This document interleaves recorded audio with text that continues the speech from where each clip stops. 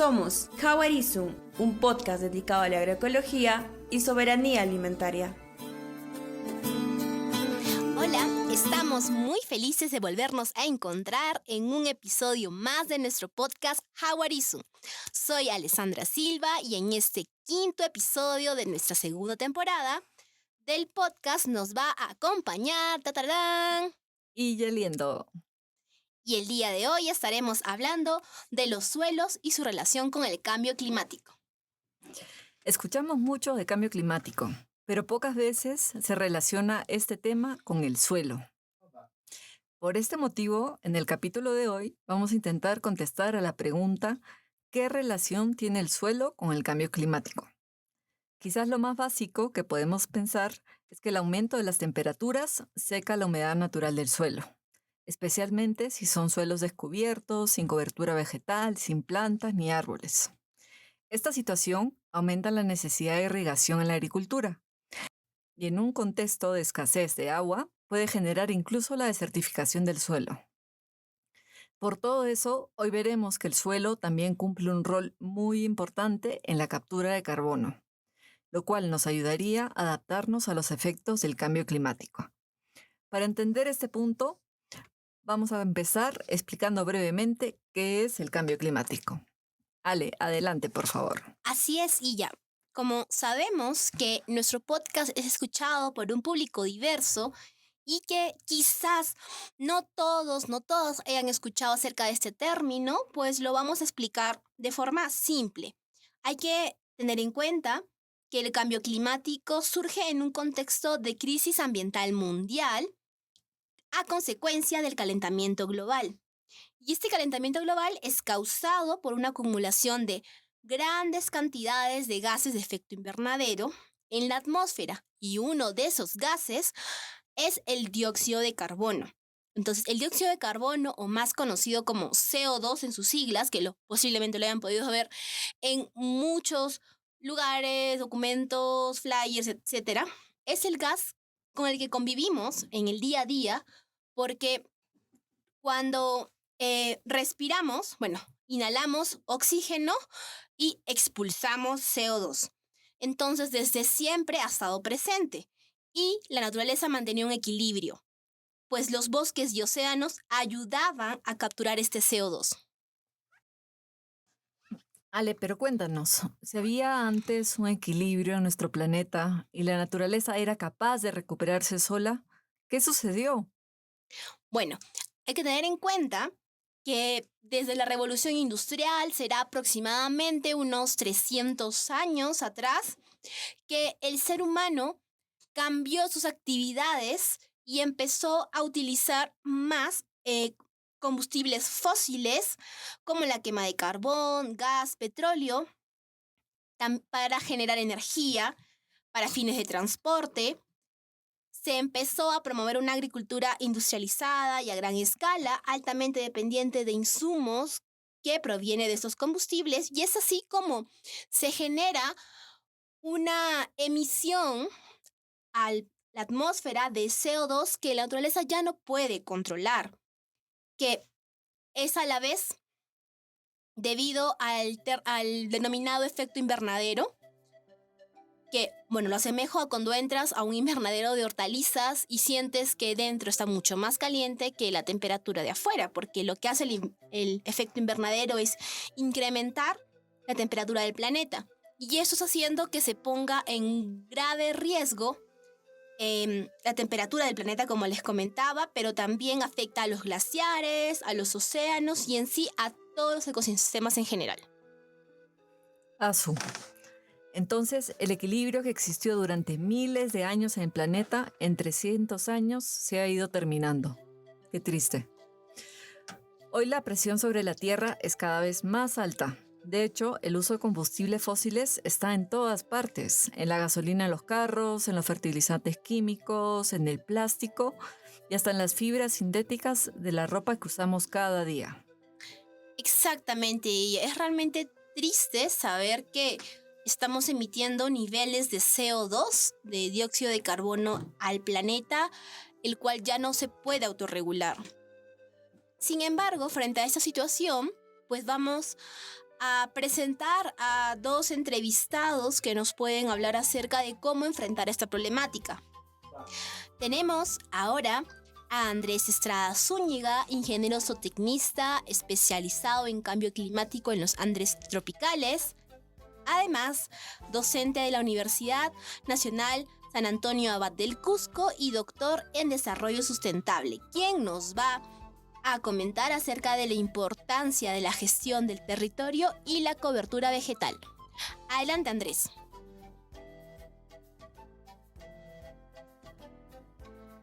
En algunos glaciares del Vilcanota se pierde hasta 20 metros lineales por año. Entonces estamos hablando de que, por un lado, estamos perdiendo el gran almacén de recursos hídricos para los Andes tropicales, y por otra parte también estamos digamos, dejando más secas las zonas altas, ¿no? De los humedales, los bofedales. Yo creo que el efecto principal del cambio climático está sobre el suelo y su vegetación. Al haber mayor sequedad y al haber mayor evapotranspiración, estos suelos empiezan a ser poco fértiles, ¿no? Ya hay grietas y son zonas arcillosas, se ponen más compactas y hacen mucho daño, digamos, a la zona radicular de las plantas. Por consiguiente, se aumenta al final el agua de escorrentía y disminuye el agua de infiltración.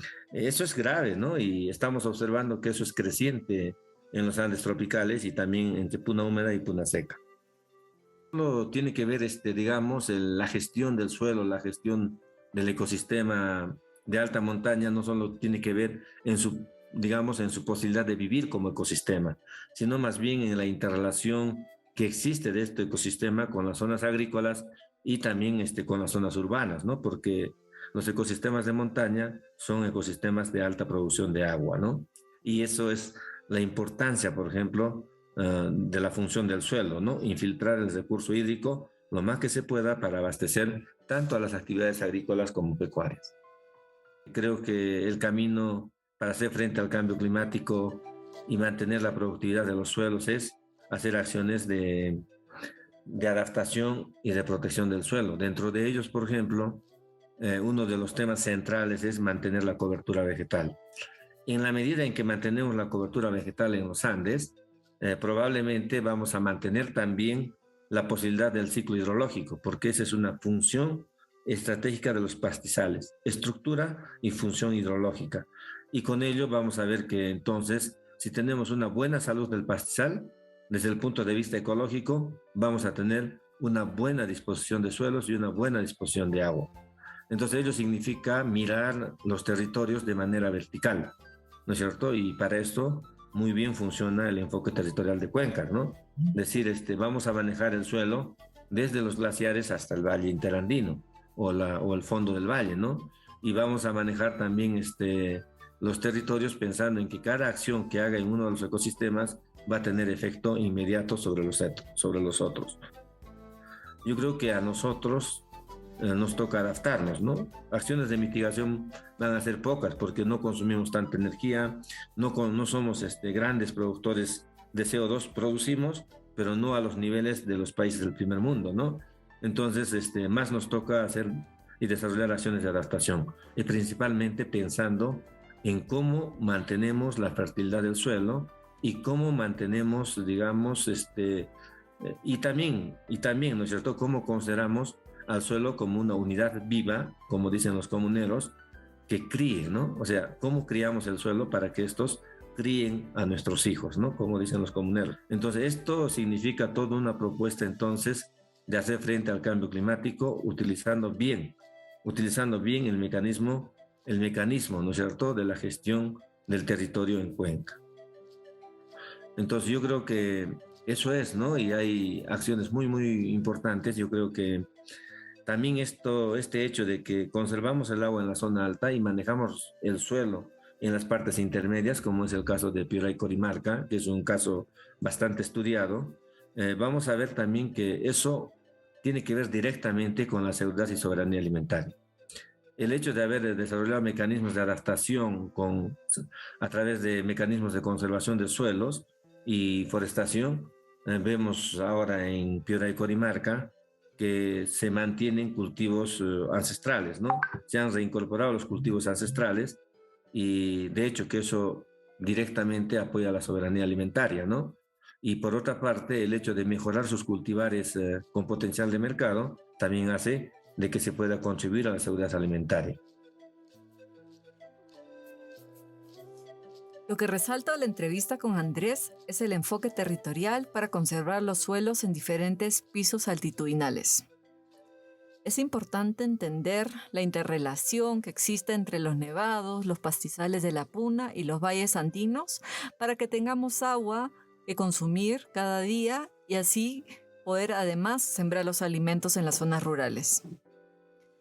Pareciera que desde las ciudades no nos damos cuenta de la gravedad de la situación climática. Damos por sentado que tendremos para siempre agua para beber y alimentos para comer, pero no estamos entendiendo que nuestra supervivencia depende directamente de los ecosistemas naturales. A mí me llamó muchísimo la atención lo que menciona en cuanto a lo alterado que puede estar el ciclo hidrológico por la falta de cobertura vegetal. Y para entenderlo en palabras más simples, el ciclo hidrológico es el ciclo del agua. Entonces, si no hay cobertura vegetal, si tenemos suelos desnudos, descubiertos, sin árboles, sin arbustos, sin plantas, ¿dónde se va a retener el agua de la precipitación? O sea, es decir, el agua que cae de la lluvia, ¿dónde se va a retener si hay un suelo desnudo? Entonces esta agua cae, se filtra, termina lavando los suelos y no se puede retener el agua que va a alimentar las aguas subterráneas y por lo que todo el ciclo del agua se altera. Y es lo que se está viviendo hoy en día, bueno, para el caso de Perú y de otros países como Colombia, Bolivia, donde se está alterando mucho los ciclos temporales de la lluvia y en los últimos años también ha estado cambiando estos ciclos. Pero bueno, hablaremos mucho más de esto después de una brevísima pausa. Hawarisu, espacio de seguimiento, análisis, reflexión y aprendizaje colectivo de los enfoques de agroecología para fines de soberanía alimentaria y la gestión social y comunitaria del agua. Encuéntranos en nuestras plataformas virtuales, Facebook, página web y ahora en Spotify. Ahora, para entender la importancia de la captura de carbono por parte del suelo, hemos entrevistado a Stephen Sherwood, fitopatólogo de formación y miembro del colectivo agroecológico del Ecuador, que tiene más de 30 años trabajando en los Andes ecuatorianos, colombianos y peruanos. Además, es fundador de la granja Urcuhuayco. Adelante con la entrevista.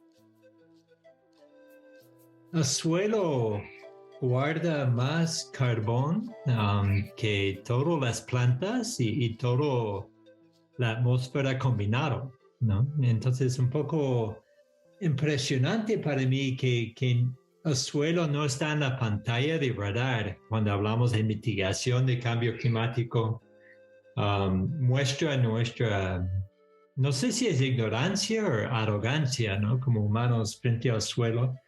Pero yo entiendo el suelo como centro de origen de la organización de los ecosistemas, ¿no? Para mí todo comenzó con el suelo, así comenzó la vida en el planeta, por lo menos terrestre. Y si los suelos están mal, algo fundamentalmente está mal con nuestra forma de interactuar con la naturaleza, con el planeta, con la Pachamama. Y tenemos que ver en la agricultura cómo devolver este carbón atmosférico, antropogénico, cómo podemos devolverlo al suelo. Obviamente va a seguir reciclando, pero en una forma que queda, que acumula. Y este tiene muchas ventajas para la agricultura misma, porque permite todas las ventajas de la materia orgánica, por ejemplo, de sostener humedad en el suelo, de mantener la frialdad del suelo, la capacidad de trabajar con el suelo, los agregados del suelo.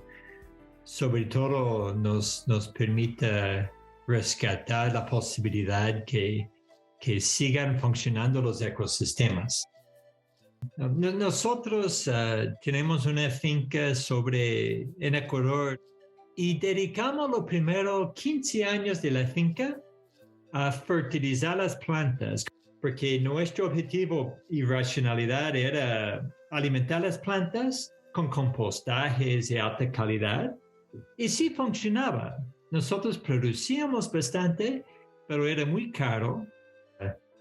Con el problema que estuvimos nosotros minando los suelos a través de la agricultura orgánica no regenerativa. Y tuvimos que comenzar a cambiar fundamentalmente la forma de practicar la agricultura en nuestra finca. Por ejemplo, nosotros paramos de labrar. Este fue clave. Entonces, al momento que yo comienzo a labrar el suelo, que sea con tractor o asadón, yo comienzo a romper esos procesos naturales. Tapar el suelo, más como funciona un bosque. En el bosque nunca vas a ver un tractor incorporando nada, todo la hojarasca y todo queda encima del suelo.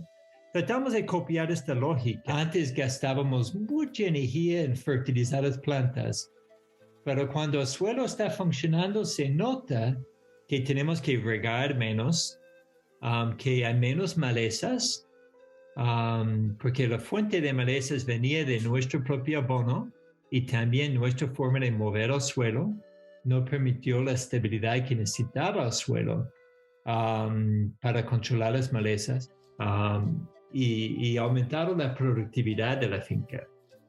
Y esto ha sido muy importante para nosotros.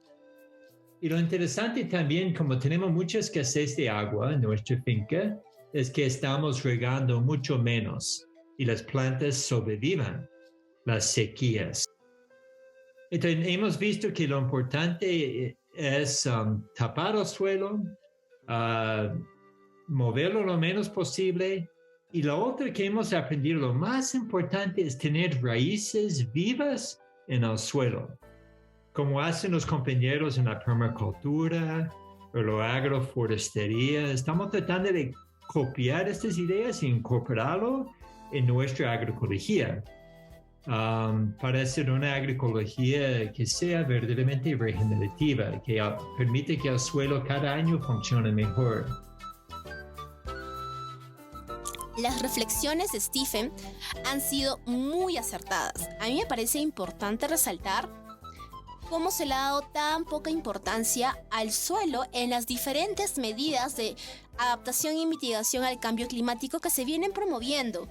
O sea, se considera importante la cobertura del bosque, pero no solamente podemos limitarlo a eso. Recordemos que hay otros pisos ecológicos que también han sido afectados por la pérdida de cobertura vegetal y es necesario tener medidas urgentes para recuperar dicha cobertura. Y en cuanto a lo que mencionaba sobre la captura de carbono, pues va en línea de lo que estoy mencionando. La captura de carbono en el suelo se da también a través de las plantas. Es una mezcla entre lo que sucede con las plantas, sus raíces y el suelo, por decirlo en términos muy sencillos. La suma de estos tres elementos permite que el carbono se capture y se retenga en el suelo. Pero si no tenemos cobertura vegetal, eso no va a suceder. A mí me resonó el hecho de cómo es posible recuperar la fertilidad de los suelos, sencillamente dejando de lado prácticas como el uso del tractor y permitiendo que las hojas protejan el suelo. Así como funcionan los bosques desde hace siglos. La agricultura restaurativa de la que habla Stephen, la recuperación de ecosistemas, son parte importante de la apuesta agroecológica. Y yo creo que frente a esta crisis climática es también una apuesta de esperanza frente a un escenario bastante complejo. Y tenemos que recordar que somos la última generación que puede hacer algo al respecto. Bueno, queridos y queridas oyentes, con todo lo que hemos estado reflexionando hasta el momento acerca de cómo el suelo nos va a ayudar a adaptarnos a la problemática que tenemos frente al cambio climático. Ya estamos llegando a la parte final de nuestro podcast y recuerden que nos estaremos escuchando nuevamente en el 6º episodio de nuestro podcast y siempre agradeciendo a todo nuestro equipo técnico que hace posible la producción y contenido de estos episodios. Así es, Ale. Este podcast termina aquí, pero volveremos a escucharnos más adelante con más temas sobre la agroecología y soberanía alimentaria. Les invitamos a buscarnos en YouTube, Spotify, Facebook e Instagram y en nuestra página web como Hawarisun. Asimismo, si tienen familiares, amigos, amigas, amigues o conocidos que no terminan de entender acerca del cambio climático y por qué debemos estar atentas a las diferentes actividades que realizamos en nuestro día a día y que generan dióxido de carbono, pues compartan este episodio para que conozcan que los suelos sanos son un gran aliado para la captura de carbono, porque todos podemos sumergirnos en el mundo de la agroecología. Hasta pronto y recordemos que con la agroecología, otra agricultura es posible.